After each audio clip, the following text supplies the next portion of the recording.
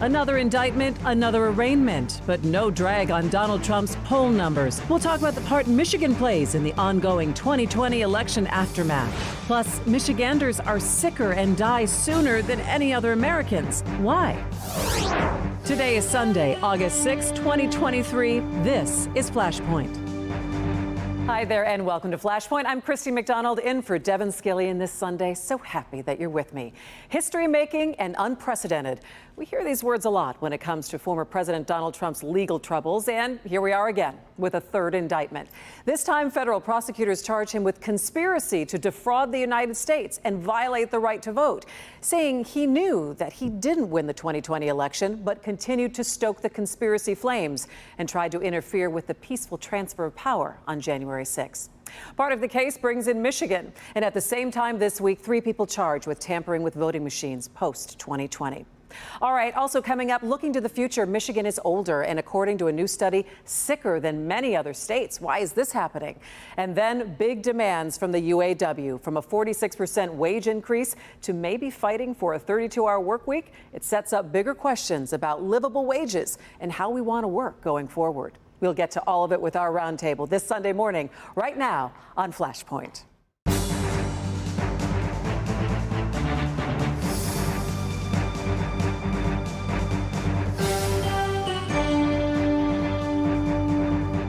All right, let's get to it. Joining me at the round table this morning from Mario Moro and Associates, the man himself, Mario Moro. Mario, it's good to see you. Thank you. Also with us, Detroit Free Press editorial page editor, Nancy Kaffer. Kaffer, it's always good to have you here. It's great to be here. All right, and on my right, fittingly, former Speaker of the Michigan House and Attorney Tom Leonard. Tom, it's good to see you. And editorial page editor at the Detroit News, Nolan Finley. Hey.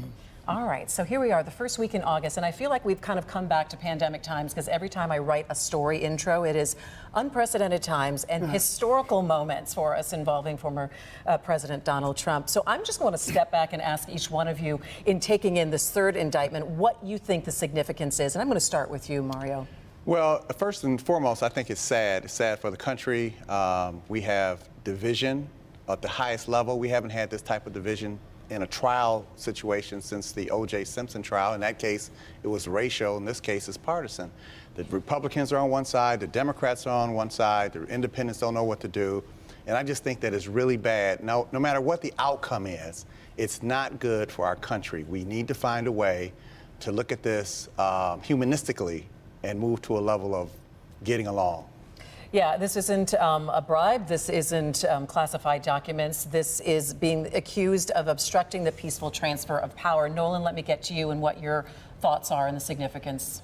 Well, I mean, I think of the 3 cases, this one might be the most challenging for the prosecution because, they're going to have to prove that Trump knew he was lying and, that he didn't believe the things he was saying. And there's a good deal of Supreme Court precedent that protects presidential speech, even if it's not true. So I think this is the more difficult. But I also think Trump is right. Each time one of these indictments come down, it brings him closer to the nomination, if not the White House. And I think that that's something we'll definitely talk about. Nancy, your thoughts when this is playing out? I mean, it's a lose-lose. These are challenging cases to prosecute. It's not changing anyone's mind. No one is undecided on Donald Trump. People think he's great and should be president again. People hate him, don't think he should be president or close to the White House or any seat of power. I just don't think anyone's out there waiting for more information. I think at the same time, you have to uphold the rule of law. When you see crimes, you have to charge them, you have to prosecute them. He was the president of the United States. If he broke some of our most sacred laws, this has to proceed. But the effect is likely that the people who like Donald Trump simply see this as a witch hunt and become more invigorated to vote for him. Like Nolan said, there's not a great choice here, but I think this is the only path that can go forward, and hopefully maybe the judicial process will kind of help people see behind the scenes of what's been happening. So. Yeah, and I think it kind of speaks again to the sad process that we're in. And Tom, the special prosecutor, said, look, everybody, you should read the 45-page indictment on this so you can see what the detail is and see that the case that they're starting to build against them. What were your thoughts this week? Well, and Nolan mentioned this. I mean, as a former prosecutor, I can tell you this intent element is going to be very difficult to prove. They have to prove that Donald Trump knowingly lied when he said that the election was stolen. And that's going to be tough. And when you look at all of these cases that are going on right now, this is the one that is likely going to go to trial, if one does go to trial before the election. If he is acquitted, it is going to upend this entire election cycle. Which feels like it's already been upended right now. Let's go ahead and take a look at the fact that Michigan, of course, plays a role in all of this. And we've talked so much about Republicans in the party who are still trying to go back to 2020 and believe that Donald Trump still should be president. Nolan, let me ask you, with the accusations this week against 3 Republicans that then they tampered with voting equipment, is this a deterrent then moving forward in Michigan and in other states that, you can't do this kind of thing? And kind of what Nancy was talking about in the prosecution of it, you can't let it go. Well, you wouldn't think you'd need a deterrent. It seems sort of obvious that you can't be tampering with voter machines. I don't know what was in their heads, but if you look at that and you look at the group they charged of the false electors, the people who tried to present themselves as electors, I mean, you've got a whole range. You've got the naive to the diabolical here. You've got people who were acting because they just, you get a lot of very old people in that group acting because they just didn't know what they were being asked to do, weren't sure it was wrong. You got people who are fanatics who would have done anything, and then you have people who were truly, people like the Maddox and Matt DePerno, who were truly evil in this whole process, who wouldn't let go of this idea that somehow they could overturn the election. But I think what the interesting thing is, too, and Mario, let me ask you this, is that these are the Republicans who are pushing forward the party in the state of Michigan right now. Right, and that's the interesting part about it. The Michigan Republican Party is so splintered at this moment. You don't know what direction they're going in. You've got strong Trump supporters. You've got the individuals who've now been charged who actually got caught with their hand in the cookie jar. There are pictures, literal pictures of them with these tabulators. So Michigan is mentioned like 13 or 14 times in those 45 pages indictments against Mr. Trump. And I think that it's going to take a long time for the Republicans to recover in the state of Michigan. They may recover in the nation, but a long time for the state of Michigan because they're so disfranchised themselves within their own party. What do you think about that, Tom? Listen, I'm a glass half full type of person, and I do believe this Republican Party will come back. It will come back sooner than many are anticipating. This is going to be a tough cycle. Listen, I remember being a county party chair in 2009, hitting doors for candidates in 2008, and people were embarrassed to say that they were a Republican. George Bush, I think, was at about a 21% approval rating in Michigan. And then in 2010, you saw a landslide election. Again, they have a lot of challenges this cycle. I'm not going to shy away from that, but I believe in the next few years, you will see the Republican Party back stronger than ever. In 2009, the party had an organization, the party had funders, the party had a slate of candidates all prepared to run in 2010. They had an organization. They had good, strong leadership. Even though they'd been through a tough stretch because of the unpopularity of the president, there is none of that in place this time. There's no organization, there's no strategy. The funders are all going their own way and picking and choosing individual candidates to back. Not a dime hardly is coming into that party. The makings for a comeback don't exist, and I don't know when they will. I don't see a time out there as long as the current slate of precinct delegates are still in place. I don't see how you get this party back in a position to win. Well, and as I said, I mean, the organization is not there this cycle, and they may be looking at a very tough cycle over the next 18 months, but I do believe over the next 4 to 5 years, you will see this Republican Party come back. Well, I mean, and they're going to be gathering up on Mackinac Island, Nancy, and it's one of those things that not only do you have when you talk about the state Republicans, you look at the congressional delegation has already come out for Donald Trump in 24, the Republicans here in Michigan. I mean, I don't. It's going to be challenging. I think I'm more aligned with Nolan here than Tom. I'm not obviously super sourced in the Republican Party, and the folks that I'm most likely to talk to are folks who have been really marginalized in the party now. They're not the leadership. They're not the delegates. The funders who have been the mainstay of the Republican Party, like Nolan said, they backed away. They're not getting into that. It's going to be fascinating to see how their leadership conference plays out, who's going? Who are the folks? More media probably than. I was just going to say, I'm going to lean over here and ask both of you. Or Democrats. That is one. I mean, I still question whether or not there will be a leadership conference.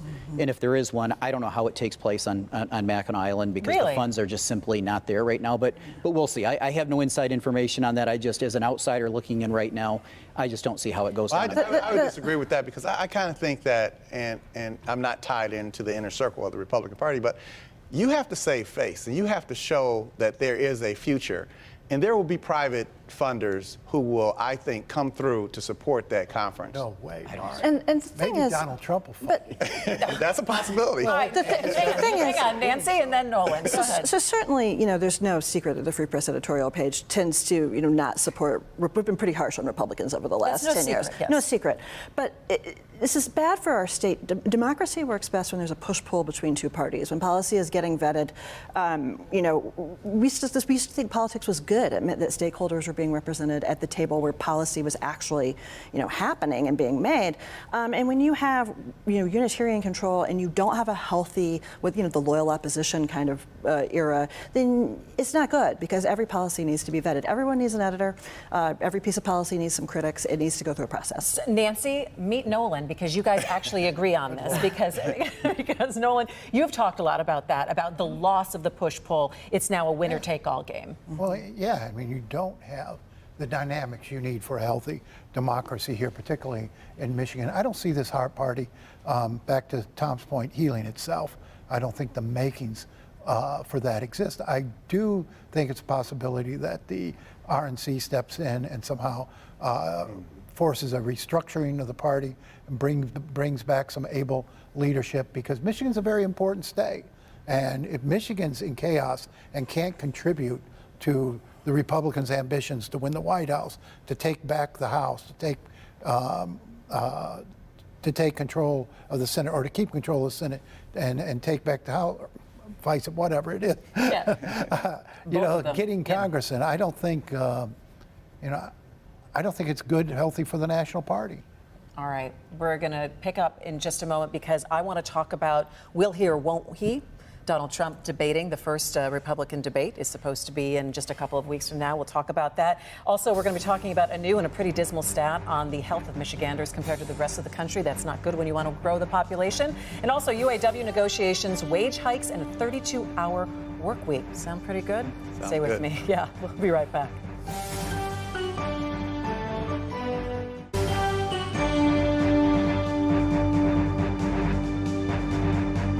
And welcome back. All right, before we leave national politics, Donald Trump has not said whether or not he is going to be going to this first Republican debate that's supposed to happen in a couple of weeks.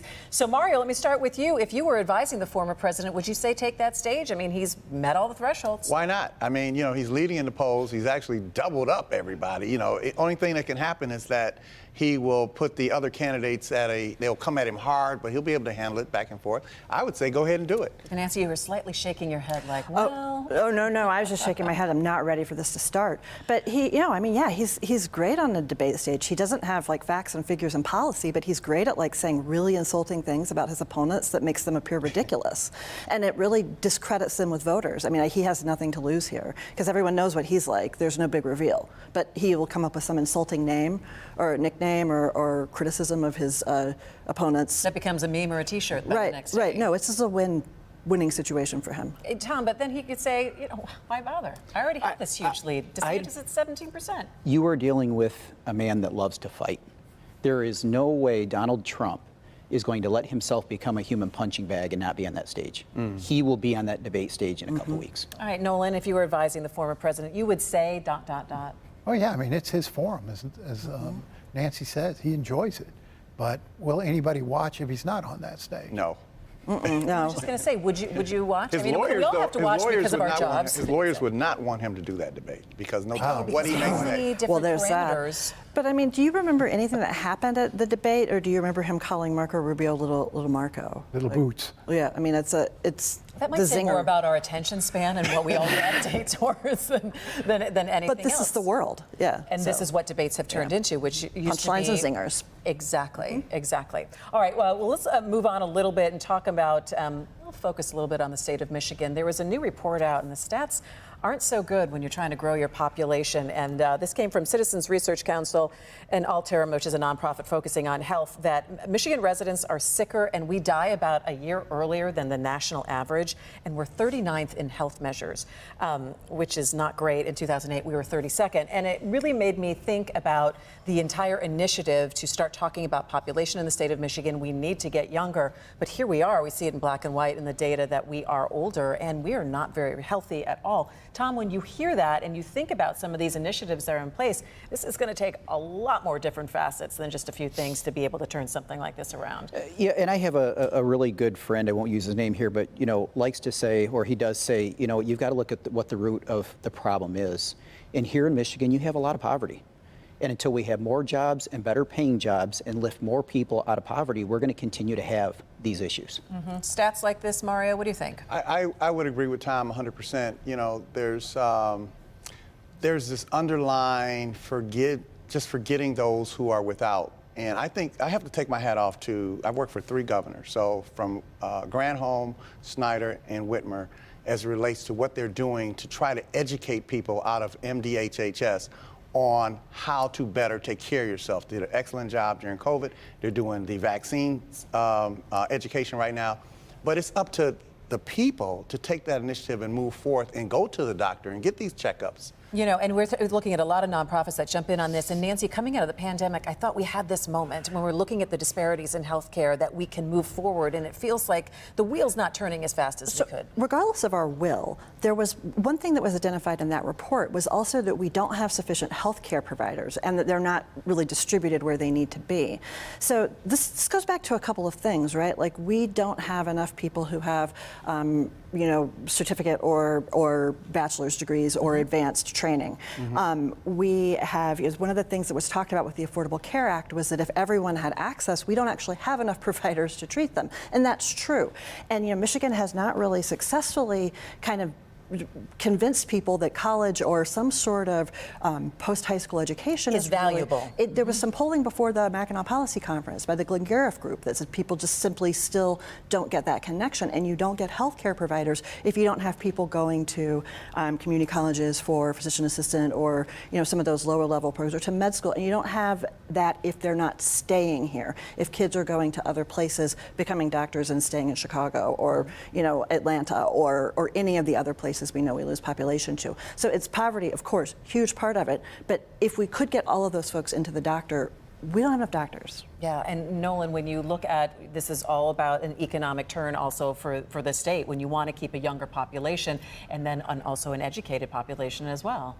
Well, yeah, but we also have to look at ourselves. I mean, we eat too much and exercise too little. There's a fast food restaurant on every corner of Metro Detroit. You go to other places, they're not this sedentary. You go to Washington State, Colorado, some of the other folks where there's an outdoor culture, where people are out riding their bikes, out hiking. And, Michigan got a very friendly climate for that, except, for 5 months of the Except year. in January when you don't see me outside. But you don't see that same activity going on here as you do in some of the more healthier states. Yeah, We're all too right. fat and too lazy. Well, put that on a T-shirt. All right. Well, my doctor puts on my sheet every time. All right, let's shift gears a little bit and talk about the UAW. And really, Sean Fain, who's the head of the UAW, has come out, and this has been a very different negotiations than we've ever seen in the past. Nancy, let me start with you, because you brought up the fact that, the op-eds from Ford and from GM, and it's already starting to be negotiated out in the press. We're starting to see now some of the initial offerings, and I think it's blowing people's hair back a little bit. Yeah, this is a very different year. They're negotiating with all 3 companies at once instead of one. They've been very clear that a strike is on the agenda. And, we had Jim Farley of Ford and Mark Royce from GM both submitted op-eds to the Free Press you can read those on freep.com. Shameless plug. Before negotiations started. And this is unusual. I can't remember a time when that's ever happened, kind of wanting to set the tone. The UAW responded, wanting to push back on some of these assertions. And a lot of this was over wages and whether wages have been, Ford wanted to make the case that they have not done badly in terms of wages by their workers. The UAW, of course, does not agree, and we're seeing this play out in these very aggressive demands. Yeah, aggressive demands, and we're looking at a 46% increase, Mario, and then floating the idea of a 32-hour work week, which is something that a lot of people have talked about. I know that they're doing it in Europe, and then even some places here in the U.S. are piloting that. But it really gets you thinking about what is a livable wage, number one, and then number two, what is the future of how we like to work? Well, first and foremost, I come from a union family.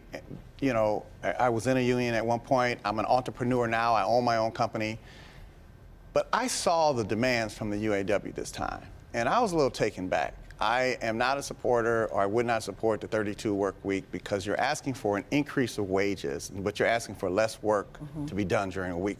You're also, I do agree with bringing back the retirees' pensions, or health care, I should say, health care full, but I'm not in support of bringing defined pensions for every worker. You know, we're in a new world of defined contribution. I think that's the way to go. So there's some give and take, but I believe that the unions, and I know how it works, but they just went way too far, especially with the wages. And I think Nolan made a very good point earlier when he talked about, you go out and ask for this huge increase, but you're going to have to settle for less. Yeah, well, isn't that how you pretty much start negotiations? Well, maybe not that far, but I would question whether or not this new leadership doesn't want a strike. If you remember the day that he was elected, he essentially said it's time to go to war. Yeah, and there's no with the handshake. companies, There's no ceremonial and that would be handshake. so sad, because 10% of Michigan's GDP and nearly 350,000 direct and indirect jobs depend on the auto industry.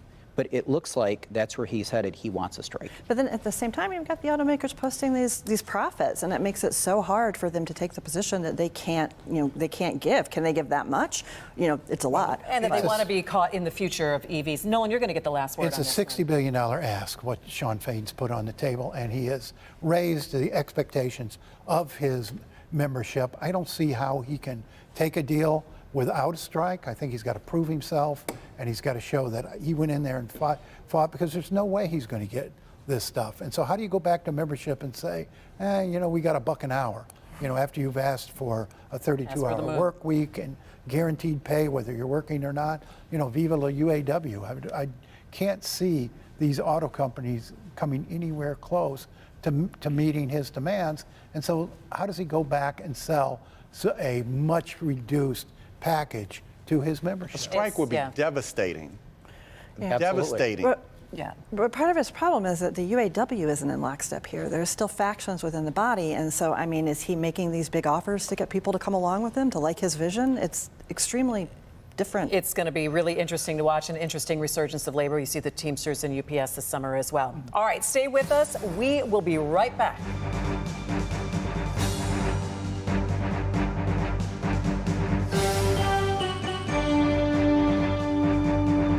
All right, I'd like to say a big thank you to our roundtable. Of course, Nolan Finley, Tom Leonard, Nancy Kaffer, and Mario Morrow. Thanks so much for joining me, guys. It was a lot of fun, and thanks you for joining me for this first Sunday in August. Devin will be back next week in the big chair. I'm Christy McDonald. We will see you next time. Take care.